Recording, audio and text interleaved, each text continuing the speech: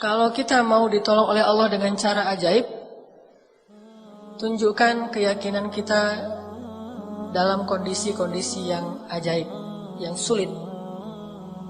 Justru saat itu Allah akan menunjukkan pertolongan-pertolongan yang ajaib. Kalau kondisinya biasa-biasa aja, maka Allah akan menolong kita juga biasa-biasa aja. Dan tipsnya, kadang-kadang kita harus nekat sedikit. Karena hanya dengan sedikit nekat, kita bisa belajar tawakal. Kalau semuanya harus dihitung logis, kapan kita akan belajar tawakal? Ini kayaknya kurang logis nih. Memang kita butuh hitung-hitungan logis, ilmiah butuh. Cuman sedikit nekat itu dibutuhkan juga. Harus dikombin nih.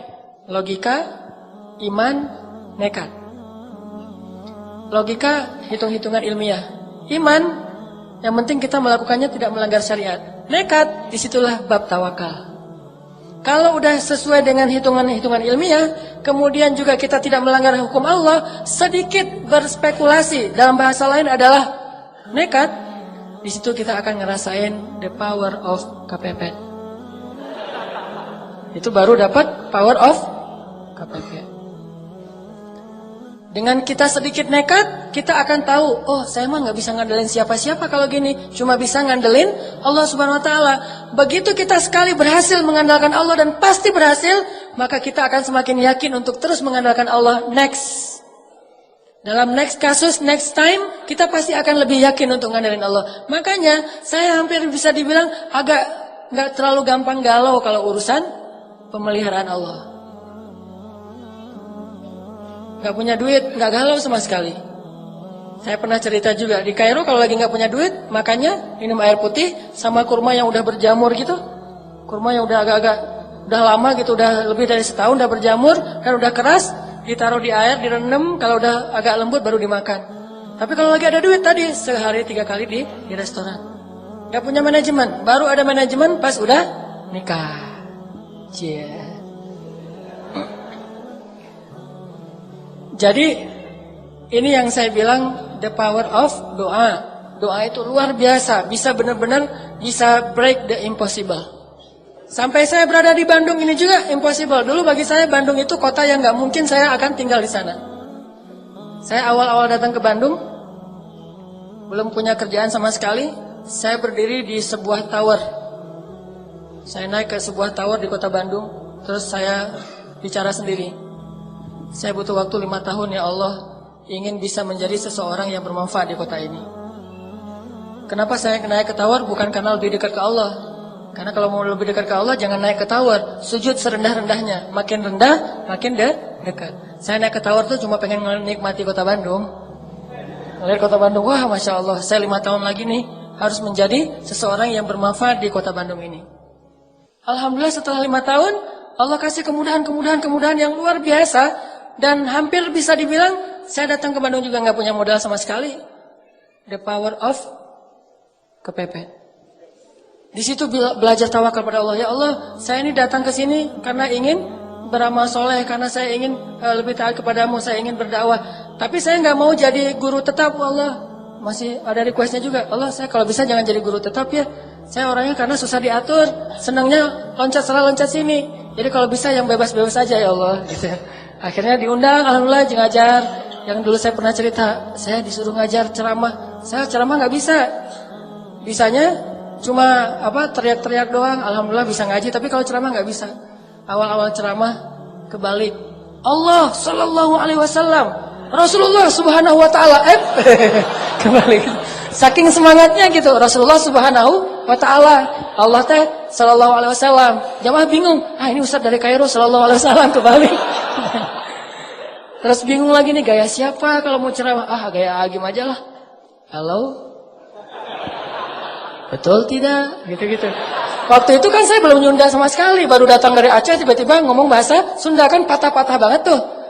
Jadi orang yang dengar juga kasihan ngelihatnya. Aduh, kasihan ya misalnya. Udahlah kan, mereka mau dengar bukan karena enak ceramahnya, karena kasihan. Lihat aja. Ternyata nggak nyaman gaya Agim. Saya ganti Zainuddin Amjad. Assalamualaikum. Nggak dapat juga. Nggak nyaman juga. Akhirnya be yourself no matter what they say lah. Akhirnya ceramah yang sebisanya saya aja.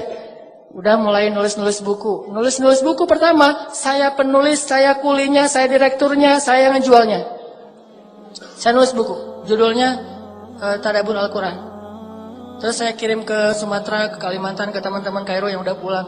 Ngirim pakai bus, terus juga pakai beberapa paket yang ngirim keluar kota. Bawa pakai dus Marlboro gitu kan, buku kan berat tuh kalau pakai dus Marlboro. Saya angkat sendiri di Soekarno-Hatta. Wah, ternyata itu penulis bukunya. Angkat buku. Nih saya mau ngirim ke buku apa nih? Buku tentang Tadabbur Al-Quran. Oh ya, siapa penulisnya? Hanan At-Taki gitu. Oh ya. Padahal saya jualan di book fair. Kan ada book fair di Braga dulu tuh, Islamic book fair.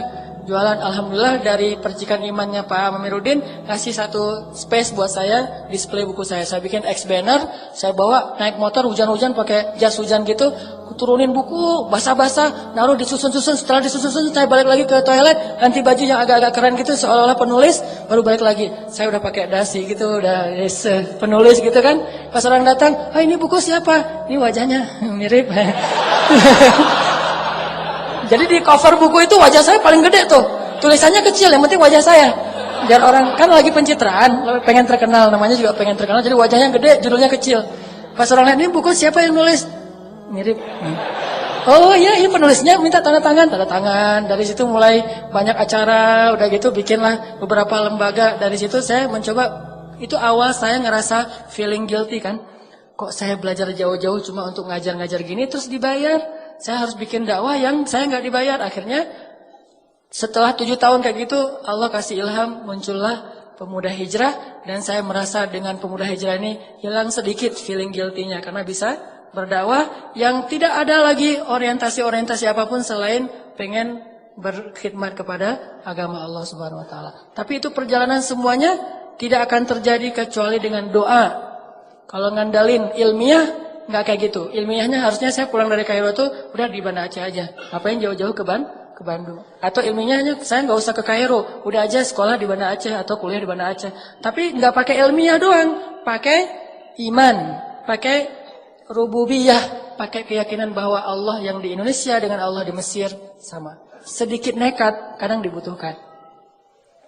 Jadi kalau kalian mau melihat keajaiban, jangan cuma ngelihat Instagramnya, datang ke rumahnya.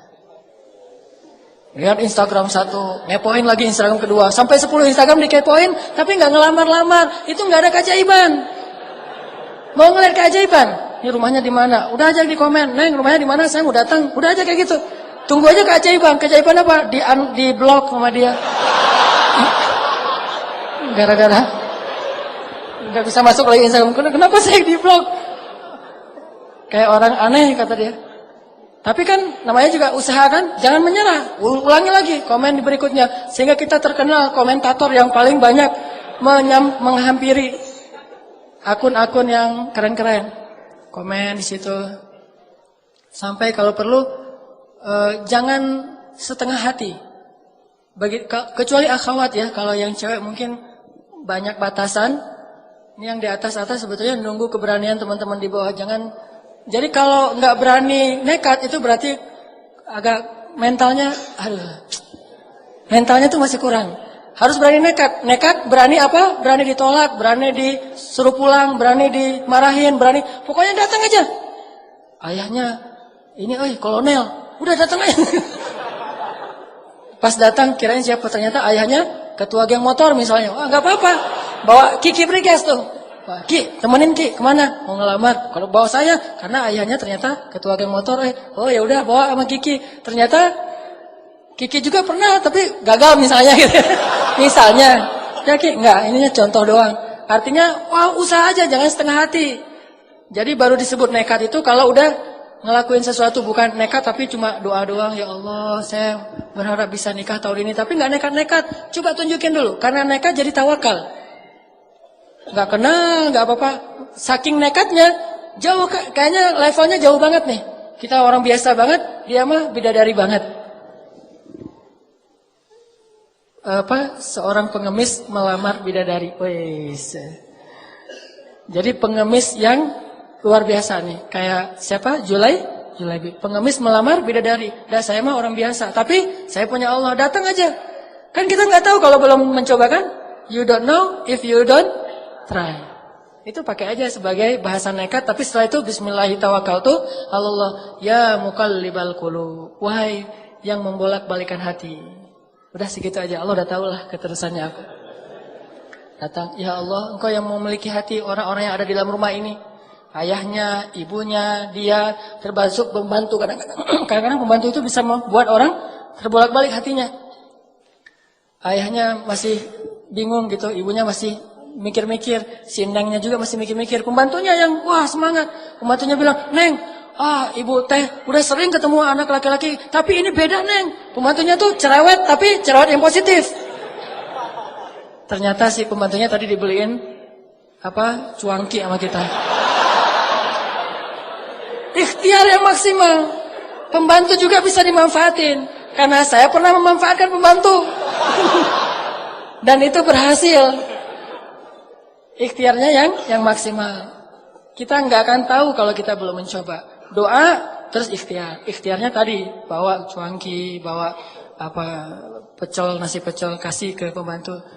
Bu, dari mana? Saya dari Surabaya. Oh, saya bawain rawon buat ibu gitu ya. Bawain rawon. Masya Allah, ini anak baik banget. Dia akan bisa mempengaruhi keputusan yang ada di dalam rumah itu. Keputusan paling penting bisa dipengaruhi oleh suara seorang pembantu rumah tangga. Gara-gara sebungkus rawon. Itu ikhtiar dulu. Jangan udah belum apa-apa. Saya mah kayaknya enggak ini. Laksanakan aja dulu. Ikhtiar kerja juga gitu. Harus sedikit nekat. Karena dulu saya pernah bisnis beberapa usaha kecil-kecilan. Bukan bisnis, usaha. Bisnis mah kayak gaya usaha lah. Usaha kecil-kecilan. Bikin kayak cabang-cabang kios pulsa gitu. Itu berawal juga dengan kenekatan. Pokoknya saya mau bikin itu aja, jual beli mobil second juga dengan kenekatan. Properti kecil-kecilan cuma beli satu, benerin terus jual lagi. Semuanya lewat nekat, tapi tawakal sama Allah. Yang penting jangan bikin Allah kecewa. Itu aja. Kalau kita nggak bikin Allah kecewa, kita masih tetap bisa ngandelin Allah. Begitu kita ngecewain Allah, nggak bisa ngandelin apapun. Kalau kita mengandalkan Allah, maka Allah akan menggunakan segalanya untuk kebaikan kita. Kalau kita nggak bisa mengandalkan Allah, maka kita kehilangan segalanya. Sehingga ulama bilang, siapa yang mendapatkan Allah, dia mendapatkan segalanya. Siapa yang kehilangan Allah, dia kehilangan segalanya. Minta sama Allah. Wa idza sa'alaka 'ibadi 'anni fa inni qarib. Allah itu dekat sama hambanya. Ujibu da'watad da'i idza da'an. Aku mengijabah setiap permintaan orang-orang yang meminta kepadaku. Minta sama Allah. Ini semangat, motivasi untuk berdoa dan berikhtiar dengan bumbu sedikit nekat. Baru kita akan melihat keajaiban. Banyak sekali dari pengalaman hidup saya itu nekat memang bikin keajaiban.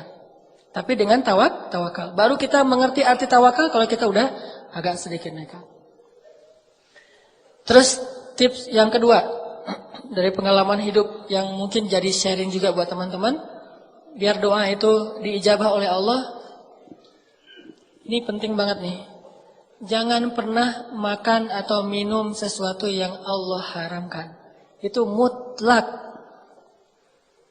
Gimana pun kita teriak-teriak di depan pintu Ka'bah, kalau di dalam darah dan daging kita ini tumbuh atau mengalir makanan dan minuman yang Allah nggak ridhai, suara kita itu mute, mute,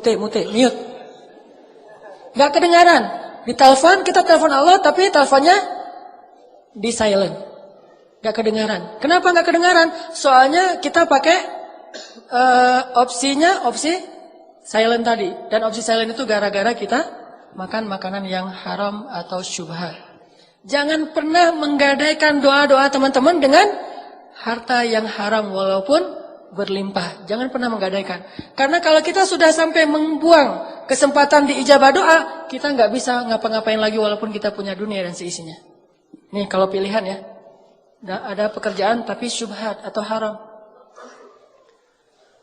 Cuman resikonya Allah nggak mengijabah lagi doa kita.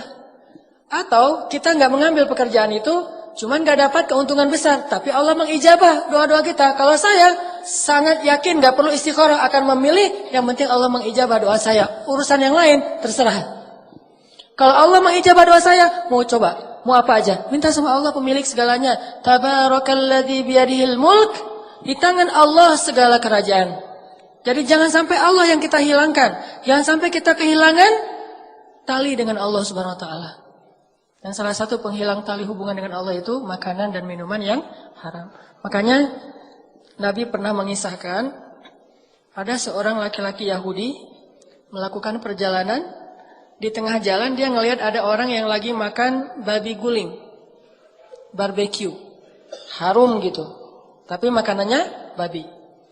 Laki-laki Yahudi tadi nyamperin, terus bilang, boleh nggak saya minta satu potong ikan itu? Kata laki-laki Yahudi, boleh nggak saya minta? A'tini hadas samak, beri saya sepotong dari ikan ini. Kata orang-orang, kamu kan penampilannya kayaknya orang Yahudi ya? Ya, bukankah orang Yahudi itu dilarang makan babi? Emang. Terus kenapa kamu minta makanan ini? Kata dia, yang minta babi siapa? Kan saya minta ikan, kata orang Yahudi. Tapi nunjuknya ke arah babi. Itu namanya hilah. Mencari-cari celah untuk mengubah hukum yang haram menjadi halal. Salah satunya dengan mengganti nama. Makanya Nabi bilang di dalam hadis, ada juga di Riyadhus Shalihin, janganlah kalian menamai khamr dengan karom. Karom itu mulia artinya, namanya keren. Jadi khamr itu tetap khamr, jangan dikasih nama yang keren-keren. Harganya 2 juta. Dari Itali. Keren lagi namanya tuh. Terus packagingnya bagus banget. Jangan, kata Allah, kata Nabi. Kenapa? Karena itu akan mengubah sesuatu yang haram menjadi sesuatu yang disukai, diminati, bangga orang dengannya. Sehingga dilarang menamakan sesuatu yang haram dengan nama yang baik. Begitu juga mengubah namanya menjadi nama seolah-olah dia halal. Orang Yahudi ini ngasih nama babi dengan kalimat samak, ikan. A'tini hadas samak, beri saya ikan ini. Kata orang-orang, ini kan nggak boleh untuk kamu orang Yahudi. Emang saya minta babi, saya kan minta ikan. Tapi nunjuknya ke arah babi. Akhirnya nggak mau berdebat, dikasihlah sepotong makanan babi. Dia minum, dia makan, kemudian dia minum khamr. Udah selesai itu dia jalan. Jalan, dia jatuh di tengah perjalanan karena mabuk. Kemudian untanya hilang. Untanya membawa semua bekal-bekal dia. Terlunta-luntalah dia di tengah padang pasir. Ketika dia sadar, dia nggak punya apa-apa lagi.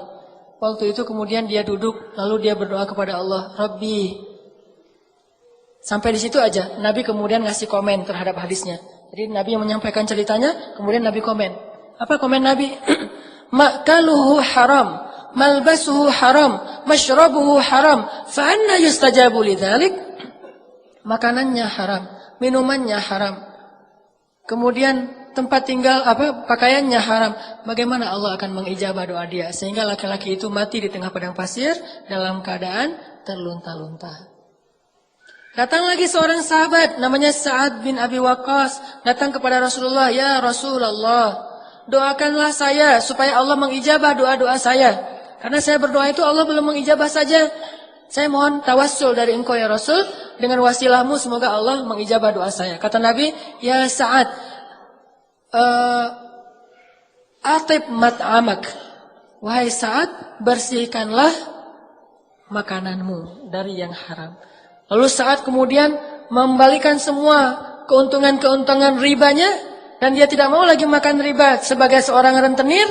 Kemudian akhirnya dia berdoa lagi, dan sejak saat itu Sa'ad terkenal sebagai seorang ahli diijabah dalam doa. Karena meninggalkan usaha-usaha yang tidak Allah ridhoi. Jadi kalau mau melihat keajaiban dalam doa, jangan pernah masukkan makanan dan minuman yang haram ke dalam tubuh kita. Mending kita lapar daripada kita memakan sesuatu yang Allah haramkan. Kecuali darurat. Kalau darurat boleh. Kan kaidah fikihnya, ad-darurah tubihul mahzurah. Yang darurat itu membolehkan yang tidak boleh. Kita kelaparan di tengah hutan. Gak ada makanan kecuali, maaf tadi babi misalnya. Maka boleh kita makan babi. Tapi jangan digulai, di sate, di segala macam. Ada yang di dendeng gitu ya. Disimpan, ada yang sampai dikalengin. Buat apa? Buat nanti kalau lapar lagi. Enggak, makan darurat itu hanya untuk menghilangkan rasa lapar yang sangat. Kalau udah hilang rasa lapar yang sangat, udah agak nyaman, udah tinggalkan itu. Begitu juga dalam urusan yang lain. Kalau kita darurat banget, boleh menggunakan harta yang haram, tapi sebatas menghilangkan unsur darurat kita saja. Anak sakit, gak punya uang sama sekali, minjam ke teman-teman gak ada yang bisa nolong. Akhirnya terpaksa kita menggunakan sistem-sistem yang Allah gak ridhoi. Tapi sebatas untuk bisa membiayai pengobatan anak. Jangan ngutangnya 1 miliar, padahal pengobatannya 10 juta. Kenapa ada 990 jutaan? Karena itu buat tambahan modal. Nah ini bukan darurat namanya. Selama kita menjaga yang ini, Allah berjanji akan uji da'watad da'i. Aku akan mengijabah doa-doa kalian. Jangan pernah menggadaikan doa. Yang terakhir, kalau pengen doa kita diijabah oleh Allah, ijabahlah panggilan Allah. Falyastajibu li wal yu'minu bi la'allahum yarshudun.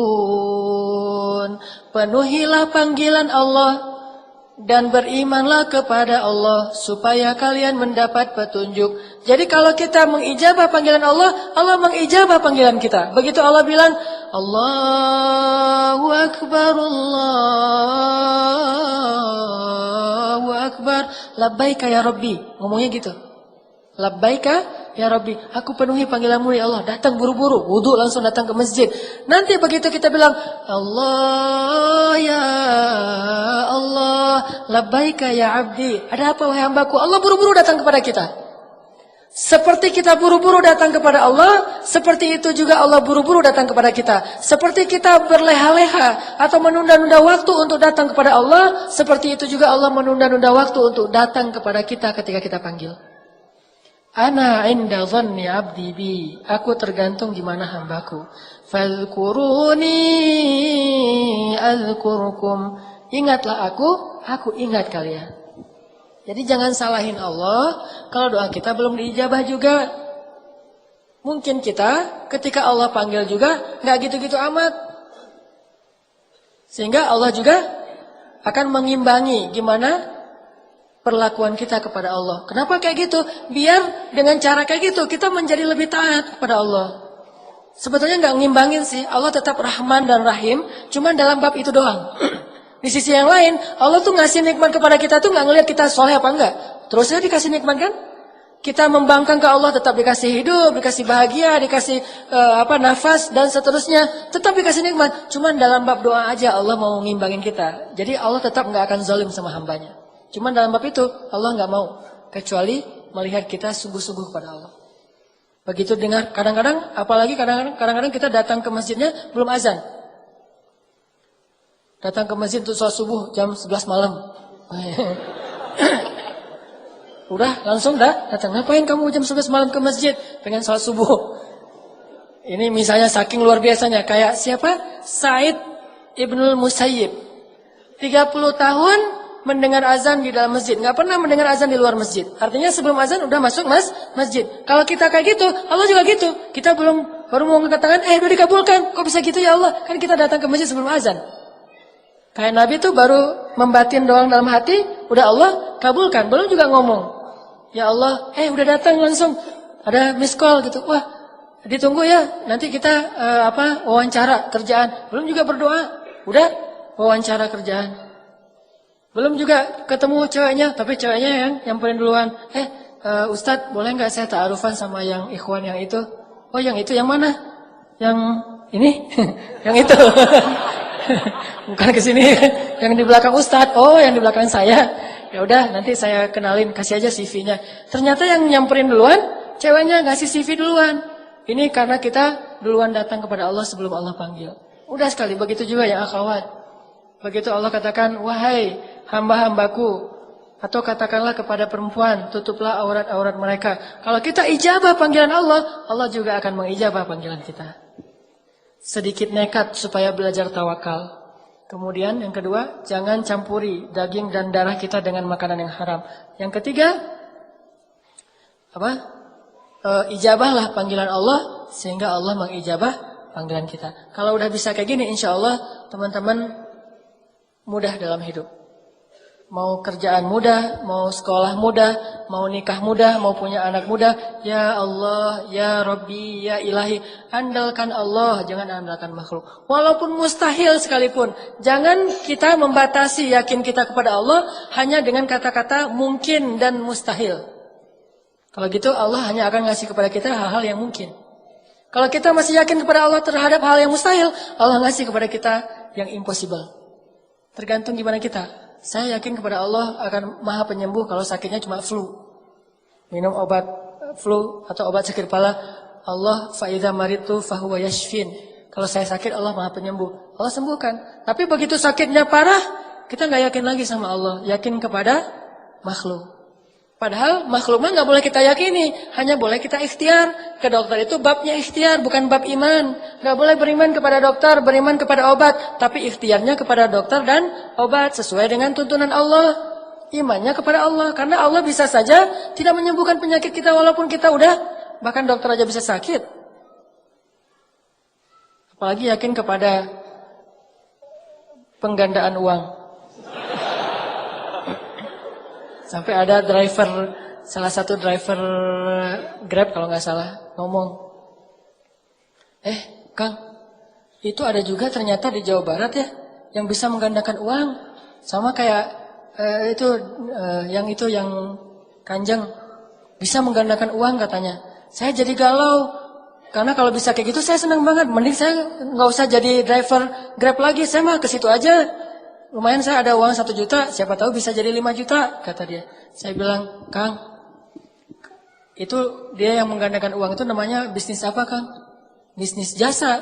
Kalau dia bisa menggandangkan uang, ngapain dia capek-capek bisnis jasa? Udah aja duit dia sendiri digandain, udah gitu nggak perlu lagi berusaha, nggak perlu lagi berikhtiar, nggak perlu lagi kerja, pakai mahar 5 juta, nanti digandain jadi 10 juta. Ngapain dia capek-capek kerja? Kalau dia bisa menggandakan uang sendiri, begitu dia ada uang 1.000, saya gandain ada uang 10.000, gandain kan gampang kan? Ngapain kerja lagi? Dia kerja karena dia nggak bisa menggandakan uang. Saya bilang, oh gitu Kang. Ini artinya saking kita lemahnya iman kepada Allah sampai akhirnya kita melakukan hal-hal yang sebetulnya nggak logis sama sekali. Kalau kita yakin Allah bisa menggandengkan uang, kayak kita yakin kepada sosok yang bisa menggandengkan uang di dunia, harusnya kita datang ke Allah lebih sering. Ya, kenapa ada orang yang sangat terpelajar, educated, sampai doktor, terpengaruh juga dengan isu-isu kayak gini. Dia bawa berapa puluh miliar supaya digandain, akhirnya nggak balik sama sekali, kecuali sedikit. Kenapa kita nggak datang kepada Allah? Allah, saya pengen digandain nih duitnya, saya kasih deh untuk Palestina 1 juta. Kata Allah, perumpamaan orang yang berinfak di jalan Allah seperti menanam benih yang nanti ujung-ujungnya dikasih 700 kali lipat. Kenapa kita nggak yakin sih sama Allah yang menyatakan di dalam Al-Quran dengan benar sekali, Shadaqallahul Azim? Kenapa kita yakin kepada makhluk yang lagi-lagi terbukti bahwa itu bohong, tapi masih aja yakin? Udah di TV lagi rame-ramenya bahwa itu bohong. Kita ada juga di Jawa Barat tuh, saya pengen datang ke sana. Udah jelas di TV itu bohong, tapi ini mau didatangin gitu. Kenapa Allah yang maha benar kita nggak datengin? Ini kan agak-agak unik. Berarti kita belum benar-benar beriman kepada Allah.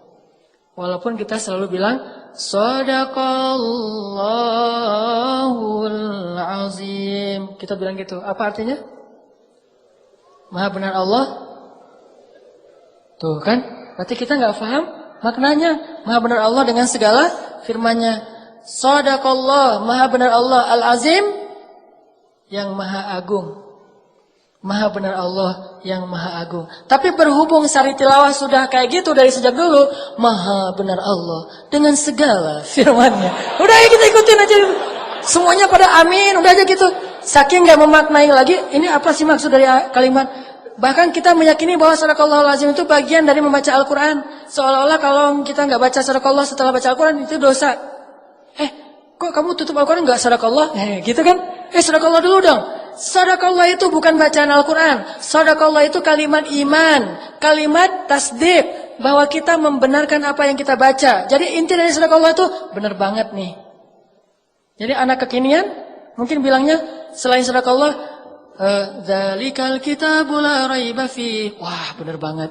Itu sama dengan Shadaqallahul Azim, cuman lebih utama kita pakai bahasa Al-Quran, Shadaqallahul Azim. Tapi artinya benar banget nih.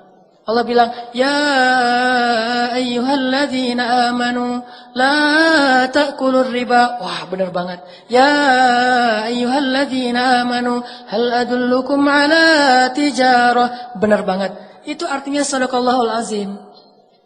Banyak orang baca sadaqallahul azim tapi nggak percaya sama ayatnya. Ayatnya mengatakan perumpamaan orang-orang yang berinfak di jalan Allah itu seperti orang yang menanam benih yang kemudian tumbuh menjadi 700 kali lipat. Sadaqallahul azim. Lewat kenceleng, disenyumin.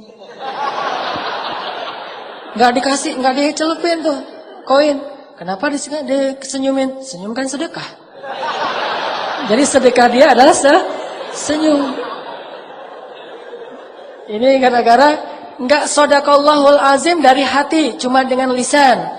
Jadi kita harusnya bilang sadaqallah itu bukan cuma di akhir bacaan, setiap ayat juga boleh bilang sadaqallahul azim dan enggak harus berirama, enggak waladdallin sadaqallah, enggak harus gitu. Kalau orang Arab baca sadaqallahul azim mah ulaika ala hudam min rabbihim wa ulaika humul muflihun. Sadaqallahul azim. Gitu. Itu kalimat pembenaran dari kita. Ini benar banget, ini benar banget. Akhirnya kita percaya apa yang Allah bilang benar banget, enggak ada yang salah. Rasulullah bilang, "Wa sadaqar rasul." Rasulullah benar, sadaqallahu wa rasuluh. Benarlah Allah dan Rasulnya. Hadza ma wa'adana Allah. Ini yang dijanjikan Allah dan sadaqallahu wa rasuluh. Tapi kalau sadaqallah cuma ritual, begitu kita ikut musabaqah lupa sadaqallah enggak jadi juara. Soalnya lupa sadaqallah. Itu pengalaman di musabaqah. Sampai lebih parah lagi kalau kita di musabaqah saking enggak paham, kita pakai irama ngaji itu pakai irama musik orang Mesir. Namanya Ummu Kulsum. Itu kalau di Indonesia mirip seperti penyanyi pop Indonesia yang lagi ngehit, misalnya sebutlah Agnes Monica. Agnes apa sih namanya? Agnes ya, Agnes Monica. Maaf ya, saya mah nggak pernah ngepoin yang gitu-gitu. Si Agnes Monica kan lagi ngehit tuh untuk cewek-cewek. Nah, Agnes Monica untuk Mesir namanya Ummu Kulsum, Umi Kalsum. Saya ngaji nih di Indonesia. Gitu ya. Oh kok bagus ngajinya Hanan? Ya ini pakai iramanya Umi Kalsum. Karena saya nggak tahu kalau Umi Kalsum itu iramanya lagu-lagu pop biasa. Ya Habibi, saya nyanyiin di dalam masjid. Artinya, wahai kekasihku. Tapi nyanyinya di dalam masjid. Ifrah ya albi, berbahagialah wahai kekasihku. Sampai ada lagu, kenapa engkau tidak menjawab panggilanku? Aku nggak punya pulsa, gitu kan ya dulu ya iklannya mah. Itu saya nyanyikan ketika musabaqah di dalam masjid. Seolah-olah itu irama. Jadi kalau Ifrah ya albi ya ayyuhalladzi. Wah, cocok nih. Ya habibi wa alamu. Cocok nih kayaknya dibawa dari irama musik ke irama Al-Qur'an. Saya yakin banget dulu waktu musabaqah di Indonesia. Begitu saya ke Mesir, yang pertama saya cari adalah kaset Ummu Kulsum. Ini saya harus cari kaset originalnya. Dulu kan kaset. Teman-teman enggak tahu kaset ya? Maaf ya. Beda generasi. Anak sekarang nggak tahu kaset. Kaset itu sejenis CD tapi yang masih ada pitanya gitu. Nggak ada zaman sekarang. Maaf, baru lahir. Dan saya udah tua. Saya cari kaset originalnya Ummu Kulsum. Cari itu di toko buku Islam. Tafsir, hadis. Cari kaset Ummu Kulsum. Saya tanya ke si yang penjualnya, "Mang, ada kaset Ummu Kulsum nggak, Mang?" Mang manggilnya. Terus orang Mesir, "Hah, kaset siapa?" Ummu Kulsum. Maksud kamu Ummu Kulsum anaknya Nabi? Enggak, kaset yang ya Habibi gitu-gitu saya nyanyi. Dia heran. Orang Mesir heran. Hah? Saya kan orangnya agak-agak polos gitu, polos gak jelas gitu kan. Terus dia heran, ngapain kamu cari kaset itu di sini? Ini kan toko buku Islam. Nah, itu kan muslimah, emang muslimah. Terus kamu ngapain mau dengar lagu-lagu itu? Pengen belajar Al-Qur'an. Makin heran dia, belajar Al-Qur'an dengerin itu. Apa hubungannya ya? Dia jadi asa-asa nyambung gitu kan. Kamu belajar Al-Quran pakai Ummu Kulsum, hubungannya apa ya kata dia? Ada aqua. Terus saya bilang, lah kan irama-irama Ummu Kulsum itu bagus dipakai ngaji. Langsung dia bilang, ma'azallah. Ma'azallah itu kalau bahasa kita mah, a'udzubillah. Dia langsung heran. Auzubillahi minasyaitonirrajim, kata dia. Kenapa kamu bilang saya syaitonirrajim? Ya akhi, kata dia. Ummu Kulsum itu lagunya lagu umum. Irama musik-musiknya irama musik-musik yang cuma cinta-cintaan. Ini bukan urusan fikih ya, tetapi itu bukan bacaan Al-Quran. Jadi kamu jangan belajar dari musik itu. Kalau musik mah musik aja, tapi jangan dipakai musik untuk baca Al-Quran. Oh gitu ya, saya baru ngerti. Astagfirullahaladzim, auzubillahi minasyaitonirrajim dong kalau gitu. Gara-gara saya salah paham. Saking kita nggak menghayati apa yang kita baca. Akhirnya kita bawa-bawa Al-Quran, dicampur adukan. Padahal Al-Quran aja, musik-musik aja, main-main aja. Sehingga kalau kita campur adukan, kalau di anak skate itu mirip-mirip dengan istilah why I don't skate. Dia bukan anak skate, tapi pakai baju tracer misalnya ya. Bukan anak skate, tapi pakai DC gitu. Kena deh saya sendiri. Bukan anak skate, tapi pakai baju DC. Bukan anak pantai, misalnya pakai rip curl, tapi rip curlnya yang paling gede tuh. Kalau perlu yang kelihatan dari jauh itu cuma rip curl, orangnya nggak kelihatan. Saking pengen diakui sebagai anak pantai, anak Quicksilver, anak kalau skate mah mungkin anak DC, atau kalau anak basket sebutlah mungkin Nike gitu-gitu. Karena dia memaksakan ini, kalau ternyata bukan kayak gini cara belajar Al-Quran, baru saya kemudian belajar Al-Qurannya dengan tadabbur, dengan hati. Ternyata baca Al-Quran yang paling tepat itu dengan hati, bukan dengan irama. Irama gimana pun suara kita bagus, kalau nggak dari hati nggak kena. Tapi kalau suara dari hati, walaupun suara kita agak-agak parah, insya Allah kena. Karena orang nggak jadi kena di hati orang insya Allah ya. Jadi Shadaqallahul Azim itu membenarkan. Kita sering bilang Shadaqallahul Azim, tapi ayatnya kita nggak beriman, sehingga kita nggak mengamalkan, nggak berdoa dengan ayat itu. Berarti Shadaqallahul Azim kita cuma di lisan saja. Yakin, saya yakin insya Allah, kalaupun nggak dibilang 100%, tapi saya sangat yakin yang membuat saya sampai tidak perlu galau lagi. Kalau ada masalah, saya bisa bilang ke Allah. Sebagaimana kata Umar, wahai diriku, kalau kamu punya masalah jangan bilang ya Allah saya punya masalah besar, tapi bilang wahai masalah saya punya Allah yang maha besar. Serahkan kepada Allah. La tahzan, innallaha ma'ana. Ya Allah pengen nikah, ya Allah pengen rezeki, ya Allah pengen kerjaan, ya Allah pengen anak, ya Allah pengen apapun yang kebaikan-kebaikan, ya Allah. Bukan yang lainnya. Kayak iklan TV kabel ya. Ya Allah, bukan yang lain.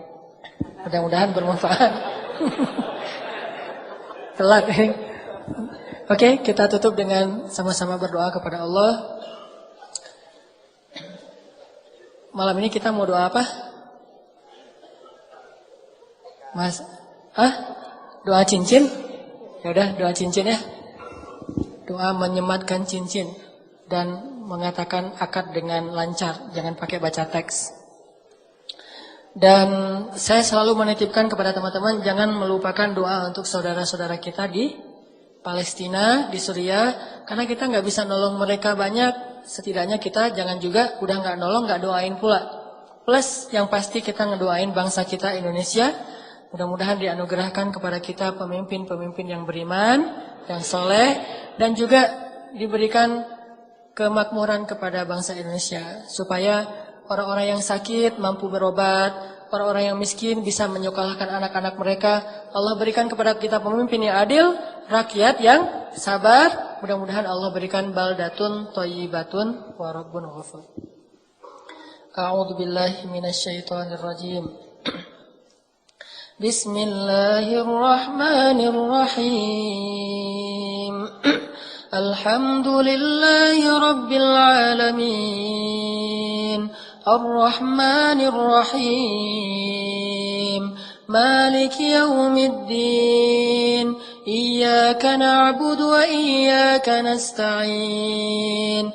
Iyyaka na'budu wa iyyaka nasta'in. Iyyaka na'budu wa iyyaka nasta'in. Iyyaka na'budu wa iyyaka nasta'in. Ihdinas siratal mustaqim. صراط الذين أنعمت عليهم غير المغضوب عليهم ولا الضالين اهدنا الصراط المستقيم اهدنا الصراط المستقيم صراط الذين أنعمت عليهم من النبيين والصديقين والشهداء والصالحين صراط الذين أنعمت عليهم من النبيين والصديقين والشهداء والصالحين اهدنا الصراط المستقيم يا هادي اهدنا الصراط المستقيم يا مقلب القلوب يا مقلب القلوب يا مقلب القلوب يا مقلب القلوب ثبت قلوبنا يا الله ثبت قلوبنا على دينك يا مصرف القلوب صرف قلوبنا إلى طاعتك اللهم اهد شباب المسلمين اللهم اهد شباب إندونيسيا اللهم اهد شباب إندونيسيا اللهم اجعلهم من الصالحين اللهم اغفر لهم ذنوبهم وتقبل منهم توبتهم يا غفار يا غفار يا تواب تب علينا يا تواب تب علينا توبة نصوحا Ya Allah ya Arhamar Rahimin, Engkaulah yang menggenggam hati setiap hamba-Mu ya Allah. Kami serahkan hati kami untuk berada di dalam genggaman dan kasih sayang-Mu ya Allah. Jangan biarkan hati kami digenggam oleh hawa nafsu dan syaitan ya Allah. Genggam eratlah hati kami ya Allah, dan jagalah ia sampai akhir hayat kami ya Allah. Tanpa Engkau, hati kami akan terbolak-balik antara kebatilan dan kemungkaran ya Allah. Kami takut, mungkin hari ini kami sering ke masjid, senang kepada taklim, bergaul dengan orang-orang yang soleh, orang-orang yang baik. Tetapi jika Engkau tidak menggenggam hati kami, justru di akhir hayat itu, mungkin bisa saja hati kami condong kepada kebatilan, condong kepada kemusyrikan, condong kepada kemungkaran, sehingga matilah kami dalam keadaan su'ul khatimah. Kami berlindung kepadamu dari su'il khatimah ya Allah.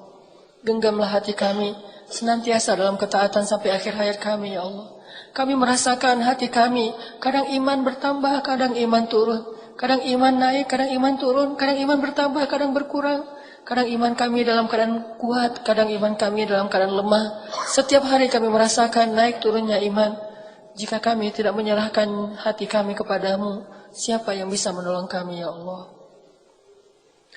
Betapa ruginya kami ya Allah, jika sepanjang hidup kami beramal solih, malam hari kami tahajud, setiap hari kami ke masjid, siang hari kami berpuasa, dengan harta kami bersedekah, sepanjang hidup kami beramal solih, tetapi jika akhir hayat kami syirik, di akhir hayat kami su'ul khatimah, maka sia-sialah semua kebaikan-kebaikan kami sepanjang hidup kami ya Allah. Karena yang menjamin seseorang itu adalah akhir hayatnya, baik dan buruknya. Jika akhir hayat seseorang baik, walaupun sepanjang hidupnya dia berbuat buruk, maka Engkau akan mengampuninya dan memasukkannya ke surga. Jika akhir hayatnya buruk, walaupun sepanjang hidupnya beramal solih, maka gugurlah segala amal-amalannya dan menjadi penghuni neraka. Kami berlindung kepadamu dari su'ul khatimah ya Allah.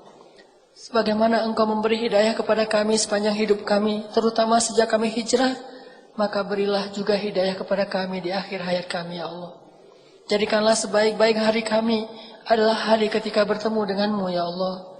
Dan jadikanlah sebaik-baik amal kami adalah amalan yang terakhir ya Allah.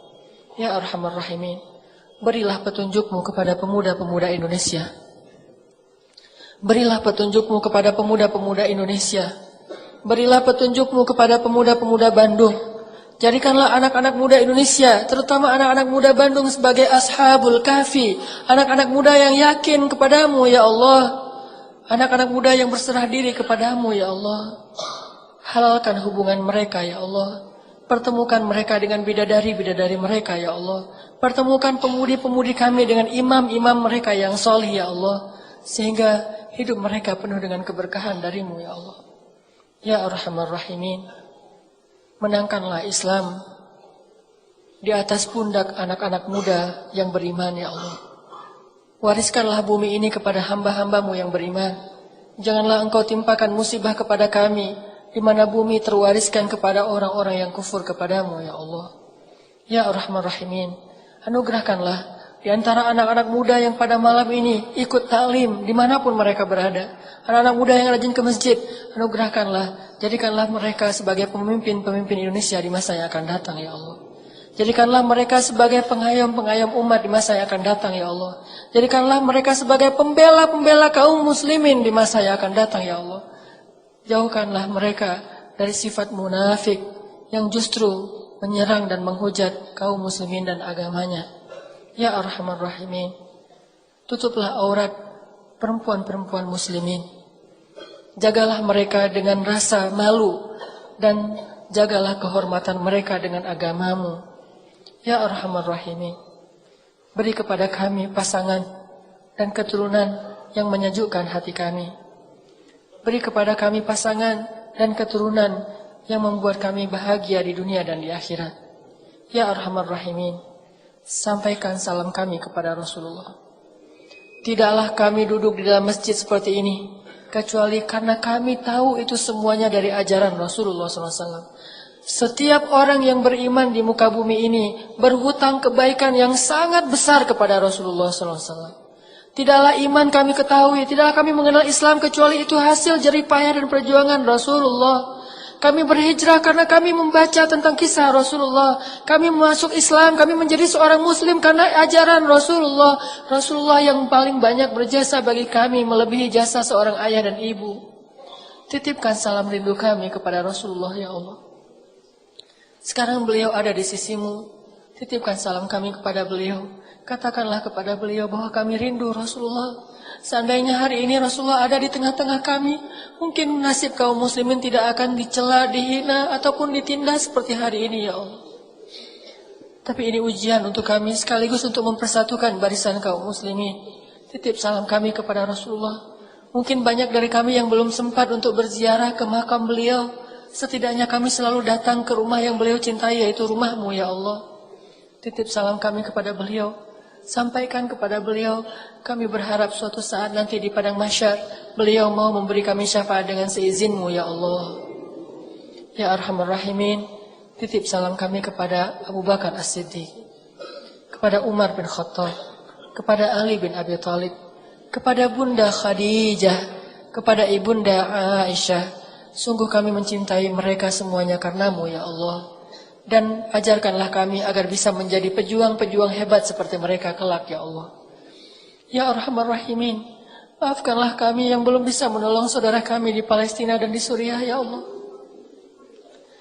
Kami sadar kalau kami masih zalim. Siang malam kami tertawa, nikmat hidup bersama keluarga kami. Seolah-olah kami tidak ingat ada saudara kami yang setiap hari menangis di kem-kem pengungsian di Suriah dan Palestina ya Allah. Ada saudara kami yang terusir dari kampung halamannya di Myanmar ya Allah. Tapi kami tidak bisa berbuat banyak. Maafkanlah kekurangan kami ya Allah. Kami belum bisa membantu mereka. kecuali hanya dengan mengisikan sedikit dari harta kami untuk kami kirimkan untuk mereka. Tapi itu sama sekali belum bisa menyelesaikan masalah mereka. Maafkanlah kami ya Allah. Kami hanya bisa mendoakan mereka. Tolonglah kaum muslimin ya Allah. Engkaulah maha penolong. Tolonglah kaum muslimin di Palestina. Tolonglah kaum muslimin di Suriah. Jangan lagi ada perang dan penjajahan terhadap saudara kami ya Allah. Kami sering menikmati hidup kami bersama teman-teman kami. Di antara kami ada yang senang main skate, ada yang senang musik, ada yang senang main BMX, ada yang senang bola. Kami bisa menikmati hidup kami setiap sore dengan ceria. Kami berkeringat, kami sehat, kami tertawa bersama teman-teman kami. Tetapi banyak saudara kami di Palestina dan di Suriah, mereka tidak bisa hidup senikmat kehidupan kami. Seandainya mereka melihat bagaimana kami tertawa bersama teman-teman kami, sedangkan mereka menitikan air mata, apa yang akan mereka katakan tentang kami di hadapan-Mu kelak ya Allah? Kami yakin banyak anak-anak muda di Palestina yang juga ingin menikmati masa mudanya dengan olahraga, dengan hal-hal yang positif seperti yang kami lakukan bersama teman-teman kami. Tapi Engkau memberikan mereka kehidupan yang mungkin lebih spesial daripada kehidupan kami. Maka tolonglah mereka ya Allah. Jangan lagi ada setetes darah pun dari darah kaum muslimin yang tumpah dan ditumpahkan oleh orang-orang yang zalim ya Allah. Ya Arhamar Rahimin. Tolonglah dakwah kami ya Allah. Makmurkan masjid-masjid di seluruh Indonesia, terutama di Bandung dengan anak-anak muda ya Allah.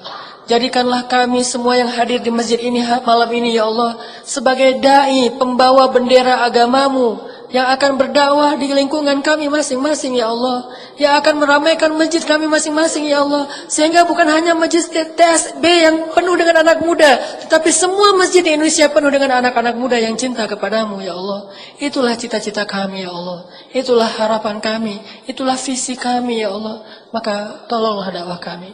Mudah-mudahan kelak kami bisa mendengar seorang presiden Indonesia yang hafal Al-Quran menjadi imam dalam sholat kami, membacakan ayat-ayat yang jarang kami baca karena bukan ayat-ayat yang ada di juz 30 tetapi ayat yang ada di seluruh Al-Quran. Kami rindu diimami oleh seorang presiden yang hafiz Al-Quran, yang membaca Al-Quran dengan khusyuk, yang membuat rakyatnya menangis ketika sholat di belakangnya.